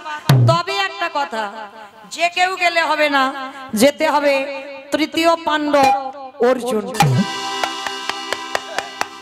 কারণ মা ওই বেটার বড্ড অহংকার। আর কেন অহংকার হবে না বাবা, যার রথে সারথি বলে কথা। কিন্তু ও বেটা তো জানে না, শুধু ওর রথে সারথি নয়, এই যত রথে দাঁড়িয়ে আছে বসে আছে কীর্তন গাইতে সম্প্রদায়, এগুলো তো রথ। কোন রথ? এই রক্ত মাংসে দেহে গড়া ঘর, এই দেহ রথ। শুধু অর্জুনের রথে সারথি কি আমার কৃষ্ণ? যত রথ বসে আছে দাঁড়িয়ে আছে সবার রথে সারথি আমার কৃষ্ণ। বাম দিকে হাত দেন, হচ্ছে না? ওইটা চালাচ্ছে বলে তো বাবা দাঁড়িয়ে আছো, আমি গাইছি, বসে আছো। আর যদি বাবা ওই রথের সারথিটা নেমে যায়, বলো হরি হরি বল। তাহলে সারথি আছে বলে তোমার এত দাম, আর সারথি যেদিন নেমে যাবে তোমার এই দেহের কোনো দাম থাকবে না। তা ভগবান মনে মনে ভাবছে, অর্জুন তুমি এত বোকা, তুমি মনে মনে ভাবো তোমার রথে সারথি, না তোমার নয়, আমি জগতে সবার সারথি। শুধু যে জনে ডাকার মতো ডাকতে পারে আমি তার ঘরের মধ্যে প্রবেশ করি। তাই বলো হরি বল, হরি বল, হরি বল। তা এইবার অর্জুন বলছে, সখা ও বেটা যাতে ধারে কাছে আসতে না পারে তার একটা কায়দা আমি করে আসো। তুমি তো বলছো আমি যাব, হ্যাঁ যাব। ও মাইরা, নিমন্ত্রণের আগে যদি মাথায় এই বদবুদ্ধিটা চেপে যায় যে এলে ভালো, আর যদি না আসে তো আমার খুব ভালো হয়, তাহলে নিমন্ত্রণের ছিঁড়িছাঁচ হবে। তো অর্জুন বলছে, কৃষ্ণ সখা আমি যাব, কিন্তু ও বেটা আমার বাড়ির ধারে যাতে আসতে না পারে তার কায়দা আমি করে আসি। বেদনা হারে জয় শ্রী মুরারে, নম নম প্রভু নম নম।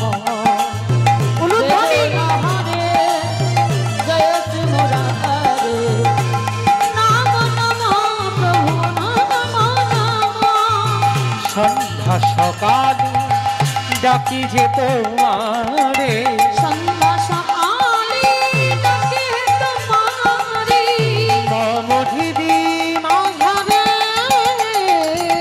বেদনা হরে জয় শ্রী মুরারে,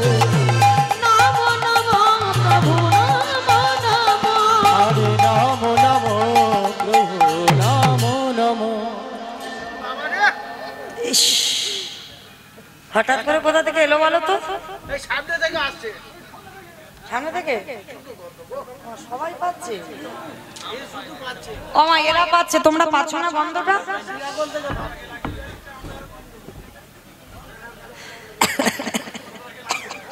বড় বুদ্ধিমান বুদ্ধিমতী। আপনারা পাবেন কেন? এরা পাচ্ছে, পাপি তাপি মানুষ তো। এই পাপি। কারণ আপনারা পাবেন না কেন জানেন?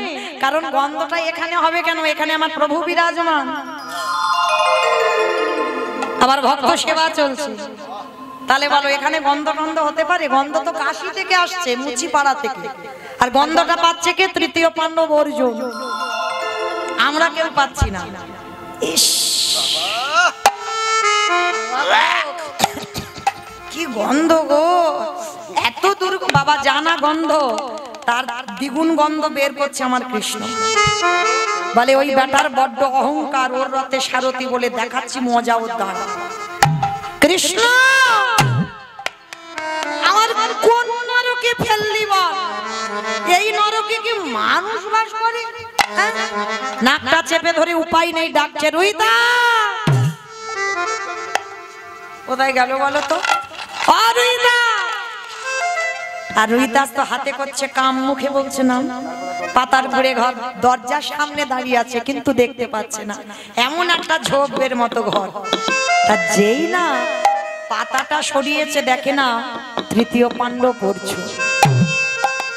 রুইদাস সাষ্টাঙ্গে ধন্যবাদ প্রণাম করে বলছে, পার্থ আজ আমার কি সৌভাগ্য, যার রথের সারথি আমার ভগবান সেই স্বয়ং আমার বাড়িতে এসেছে।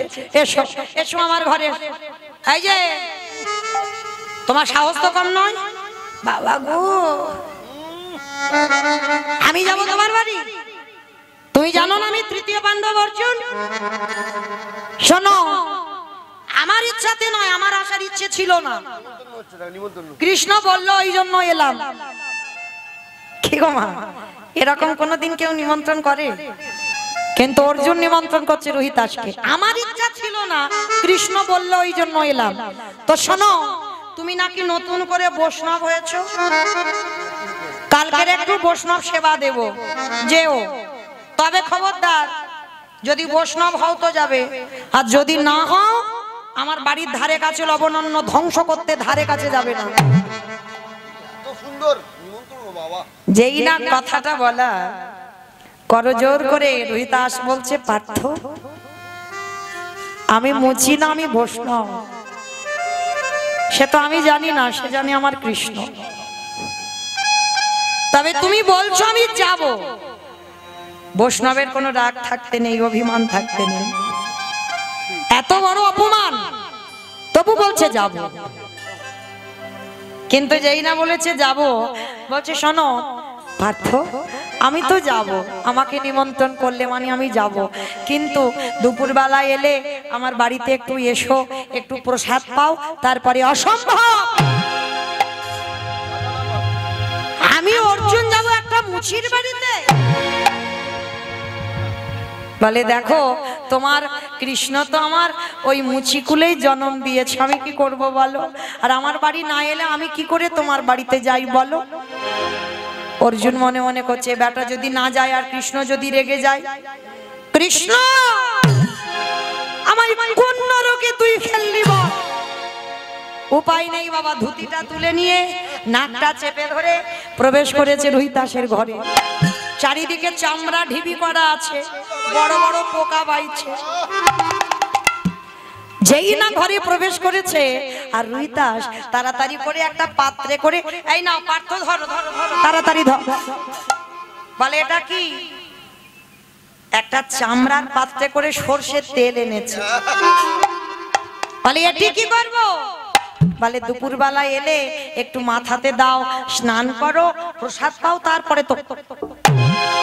সর্বনাশ, আমি মাখবো সরষের তেল আবার চামড়ার বাটিতে করে?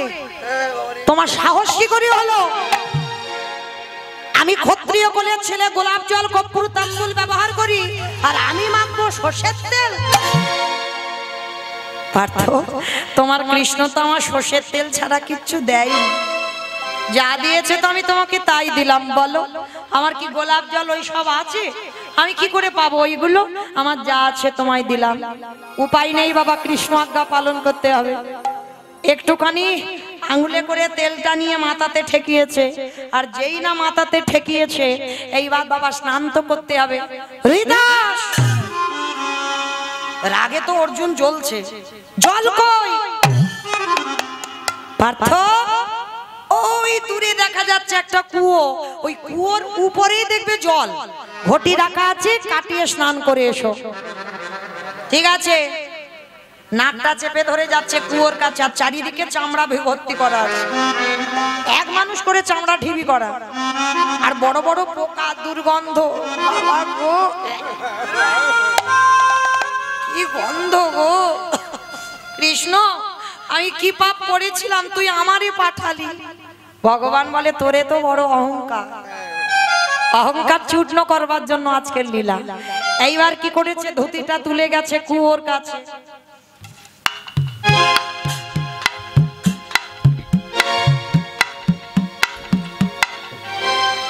আমার যেই না কুয়োর কাছে গেছে, যাবার সঙ্গে সঙ্গে দেখে না বাবা চামড়া ঢিবি করা আছে, ভর্তি ভিজানো। হরিদাস, জল কই? বলে, পার্থ, চামড়া ভিজানো আছে তো, তুমি একটা কাঠি দিয়ে চামড়াগুলোকে সরিয়ে দাও, সরিয়ে দিয়ে জল কাটিয়ে স্নান।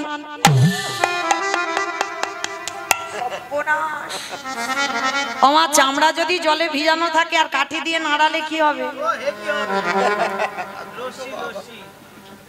কৃষ্ণ, আমি এখন কি করে জলটা মাথায় দিব? ভগবান তো ওইদিকে মুচকি মুচকি খুব হাসছে, বলে, বেটা ঠিক জব্দে পড়েছে, এইবার দেখ কেমন লাগে। এইবার কি করেছে, উপায় নেই বাবা, ঘটিটা নিয়েছে, কাঠি দিয়ে চামড়াগুলোকে সরিয়েছে, আর ঘটিটা নিয়ে সবে জলটা কাটাতে যাবে, এমন সময়ে কুয়োর মধ্যে দেখে কিনা আমার মকর বাহিনী গঙ্গা বসে আছে। গঙ্গা বসে হরি বল, হরি বল, হরি বল। মা,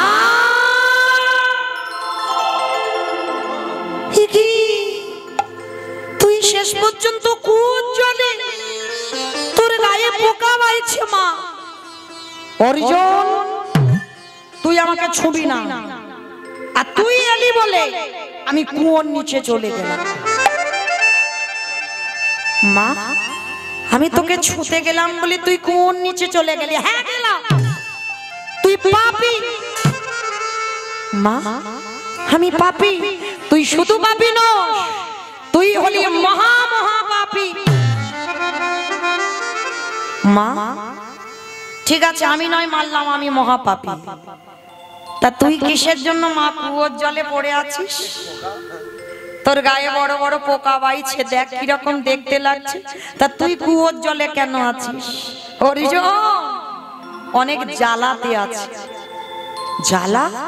মা, তোর আবার কিসের জ্বালা? শোন, এই কোটি কোটি মানুষ সবাই আমার জলে ডুব দিতে যায়, সবাই আমার জলে ডুব দিতে যায়। এই যে মায়েরা প্রয়াগে গিয়েছিলেন কুম্ভ মেলা, বাবা সব পূর্ণি মাথায় করে নিয়ে চলে এসেছে। কি ভিড় বাবরে বাবা, স্নানের জন্য হুড়ুহুড়ি কামড়া কামড়ি বেঁধেছে, মানে সব পূর্ণি অর্জন হয়ে গেল। কিন্তু বাবা, এই যে আমরা পাপী তাপী মানুষ সব কুম্ভ মেলায় পাপ গুলো ধুলাম, আর ওই প্রয়াগ তীর্থ কোথায় ধোবে? কত পাপ কি করে রাখবে কি করে? এই যে কোটি কোটি মানুষ সব তো ধুয়ে দিয়ে এসেছো, আর প্রয়াগরাজ কোথায় সেই পাপ গুলো ধোবে? কোথায় ধোবে জানো? একটা কথা মনে পড়ে গেল, বলি। একদিন বৃন্দাবনে বাবা ভগবান কৃষ্ণচন্দ্রের বাবা নন্দরাজা, নন্দরাজা ঠিক করেছে আমি একটু প্রয়াগরাজে স্নানে যাব। কেন? প্রয়াগরাজে স্নান করলে পূর্ণ সঞ্চয় হয়। ভগবান মুচকি মুচকি হাসছে আর বলছে, হায় হায় হায় হায়, যার চরণ থেকে গঙ্গার উৎপত্তি, যার চরণ থেকে তীর্থ আসে, সে স্বয়ং তোমার বাড়িতে, আর তুমি যাচ্ছ প্রয়াগে স্নানে। কিন্তু ওই যে বাবা বাৎসল্য প্রেম, ভগবান কেন তো ভালোবাসছে না বাবা মা। তাই এবার নন্দরাজা প্রয়াগরাজে যাবে স্নান করতে, যত পাপ তাপ করেছে ওই নন্দরাজা প্রয়াগে স্নান করে পূর্ণ সঞ্চয় করবে। তা আগেকার দিনে কি বলো বাবা, এখনকার দিনে বলো, বাবা মা যখন তীর্থে যায় সন্তানদের একটা নিয়ম আছে। কি নিয়ম না, বাবা মার ওই ঝোলা বলো ব্যাগপত্র বলো একটু কাঁধে করে নিয়ে গাড়িতে তুলে দিয়ে আসতে হয়, এটা নিয়ম। যারা যারা করেন না অবশ্যই করে করবেন। বাবা মা যদি তীর্থে যায় সন্তানকে আগিয়ে দিয়ে আসতে হয় গাড়ি পর্যন্ত।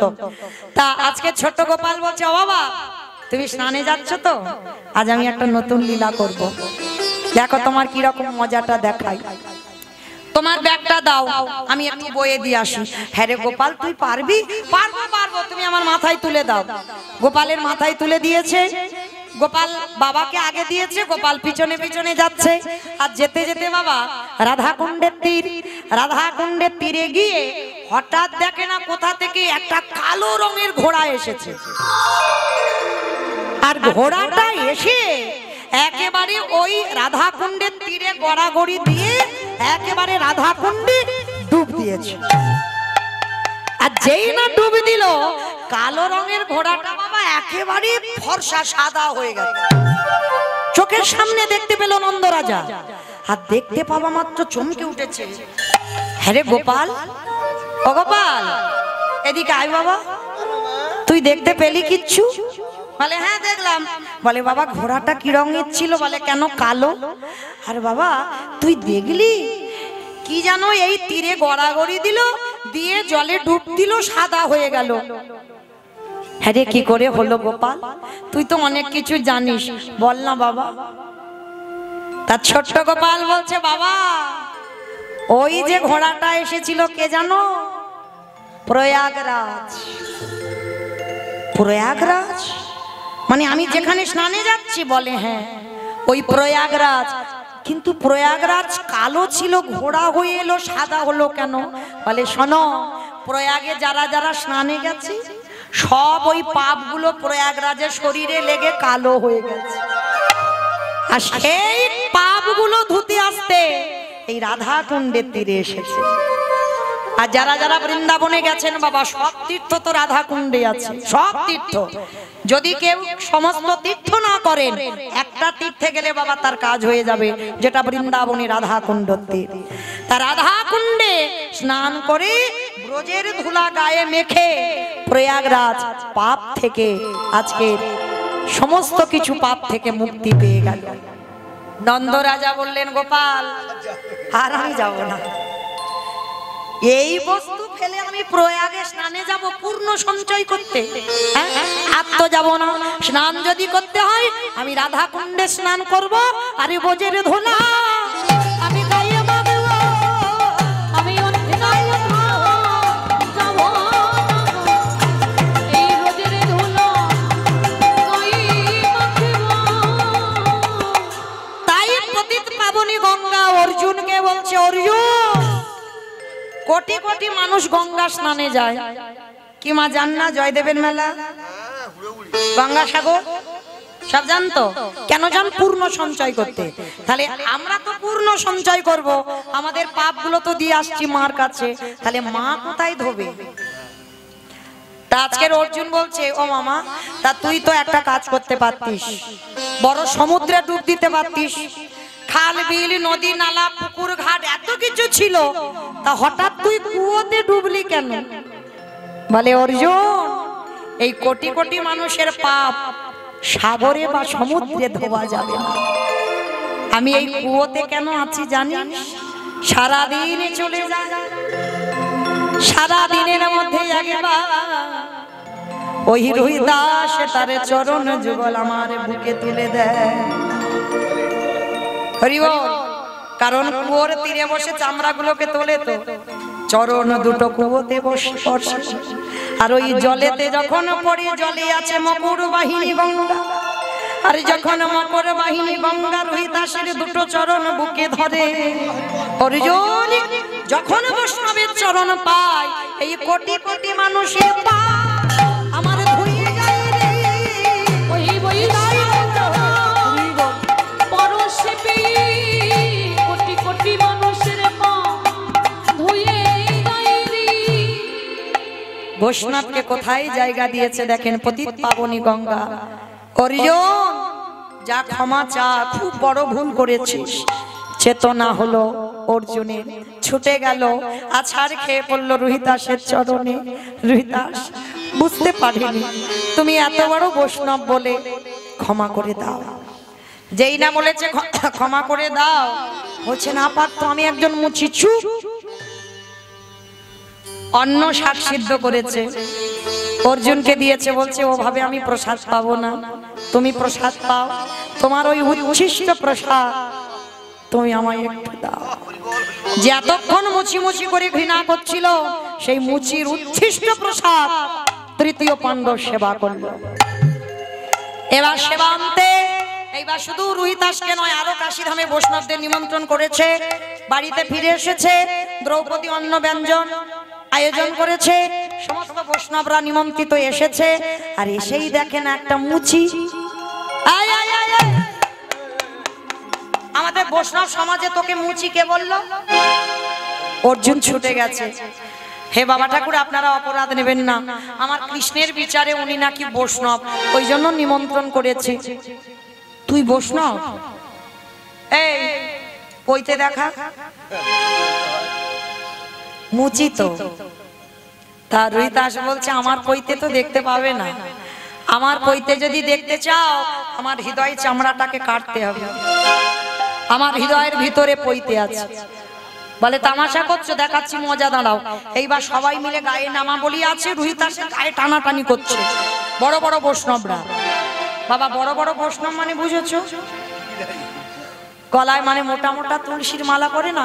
এই দাদা ছবে না, ছবে না, ছবে, অপরাধ নেবে না। কান মলে নিচ্ছি, কারোর উদ্দেশ্য করে বললাম না। আছে অনেকে মানুষকে মানুষ মনে করে না, হ্যাঁ, মানে তারাই শুধু ভগবান পেয়ে যাবে আর জগতে কেউ ভগবান পাবে না। তারাই সাধ্য সাধনা করেছে আর কেউ সাধ্য সাধনা জানে না। তো আজকে লক্ষ্য করি দেখেন বাবা, যেই না রোহিতাস আমার বলেছে আমি তো মুচি, তবে একান্ত যদি দেখতে চাও আমার চামড়াটাকে কাটো, সবাই মিলে নামাবলি নিয়ে টানাটানি করছে, দেখি তোর কইতে। আর ওদিকে ভগবান আমার মুচকি মুচকি হাসছে। দেখেছো একটা মুচি বলে কত ঘৃণা করে? তবে দেখাচ্ছি, দাঁড়া। ও বাবা, পইতে কিসের হয়? টিনের টিনের টিনের নাকি পইতে হয়? সুতো, সবাই জানি আমরা, তা সুতোর পইতে হয়। তা সবাই মিলে টেনে দেখলো রোহিতাসের গলায় সুতো নয়। বলি সোনারে পইতা ঝলমল করে, দেখে সোনার পইতা ঝলমল করে, ওই না রোহিতাসের হৃদয় মাঝে পইতা ঝলমল ঝলমল ঝলমল করে। রোহিতাসের গলায় সোনার পইতে, তবু বাবা বিশ্বাস করলো না এ ভগবানের আশীর্বাদে বৈষ্ণব, মেনে নিল না অহংকারী বৈষ্ণবরা। এবার ও মুচি বলে মা ওকে ছোঁয়া নেবে না, এক ধারে দিয়েছে। আর এরা বড় বড় বৈষ্ণব বলে এক ধারে প্রসাদ পাচ্ছে। দ্রৌপদী রন্ধন করে সবাইকে দিয়েছে, মুচিকেও দিয়েছে। ওই মুচির ছেলে রোহিতাস একসঙ্গে মাখিয়ে ভোজনে চ জনার্দন বলে সব প্রসাদ শেষ। সে ঘন্টা উপরে আর বাজে না, স্বর্গের জয় ঘন্টা বাজে না। অর্জুন ছুটে গেছে। কৃষ্ণ তুমি তো বলেছিলে এই মুচিকে নাকি সেবা দিলে, ভালোবাসলে, যত্ন আহ্বান করলে স্বর্গে ঘন্টা বাজবে ওর গ্রাসে গ্রাসে। তো ঘন্টা তো বাজলো না। বলে বাজবে কি করে? নয়ন ইঙ্গিত করে দেখালো দ্রৌপদী অপরাধ করেছে। ছুটে গেল দ্রৌপদীর কাছে। দ্রৌপদী, যেই না বলেছে দ্রৌপদী সত্যি করে বলো,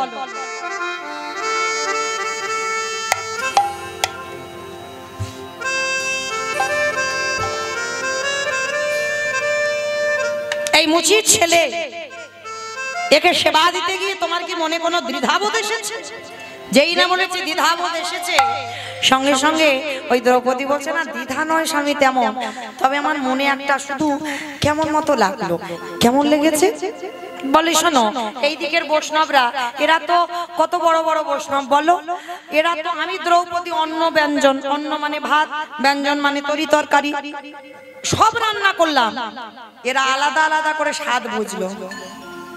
কিন্তু কত বড় বৈষ্ণব রুহিদাস একটা মুচিত ছেলে, আমি দ্রৌপদী অন্ন ব্যঞ্জন করলাম, আলাদা করে স্বাদ বুঝলো না।